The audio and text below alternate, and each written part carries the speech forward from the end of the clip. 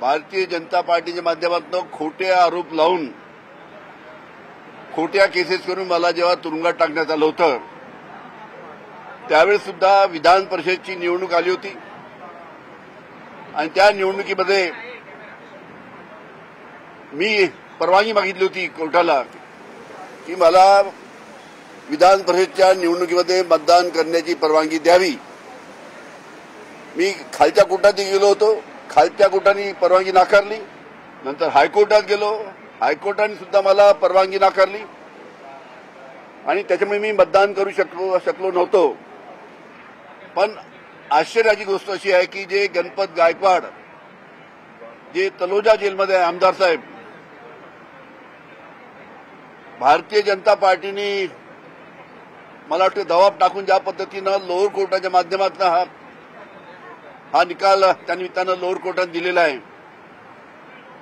म्हणजे आमच्यासाठी अनिल देशमुखांसाठी अलग न्याय आणि गणपत गायकवाडसाठी अलग न्याय अशा पद्धतीनं आज गणपत गायकवाडांना जे खालच्या कोर्टाने परवानगी दिली आहे, आम्ही जेव्हा परवानगी मागितली होती, मी परवानगी मागितली होती तेव्हा मला दिली नव्हती।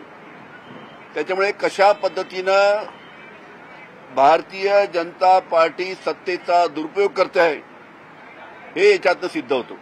साहब, हिंदी में आपसे जानना चाहेंगे कि आपके वक्त एक अलग न्याय दिखाई दे रहा है, अभी एक न्याय अलग दिख रहा है जहां पर आपको न्यायिक में यहाँ पर इलेक्शन करने नहीं दिया गया था और गणपत गायकवाड़ इन्हें एक चुनाव के लिए दिया गया, इसके ऊपर आपका क्या कहना है?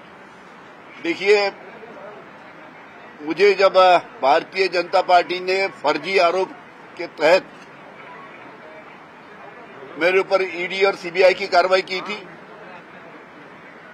मुझे आर्थर रोड जेल में डाला गया था। उस टाइम भी विधान परिषद का चुनाव आया था। मैंने उस वक्त कोर्ट से परमिशन मांगी थी कि मुझे आमदार होने के नाते, विधायक होने के नाते मेरा हक बनता है कि मुझे हुटिंग करने की परवानगी देना चाहिए, लेकिन मेरी अर्जी उस टाइम लोअर कोर्ट ने भी नकार दी और उसी प्रकार हाई कोर्ट ने भी मेरी अर्जी नकार दी थी और उस चुनाव में मैं मतदान नहीं कर पाया था। लेकिन आज जो विधान परिषद का जो चुनाव हो रहा है उसमें भारतीय जनता पार्टी के जो आमदार है गणपत गायकवाड़ साहब, वो तलोजा जेल में हैं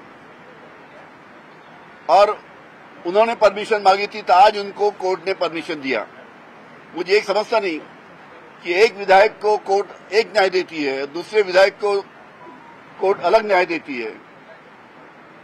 मुझे समझता नहीं कि किस प्रकार का न्याय उनको दिया गया है। उनको एक्चुअली में गणपत गायकवाड़ को परमिशन नहीं देना चाहिए था। इसमें साफ दिखता है कि भारतीय जनता पार्टी सत्ता का किस प्रकार से दुरुपयोग करती है, ये खुलेआम से दिखता है। सर, पूजा खेड़ेकर का मामला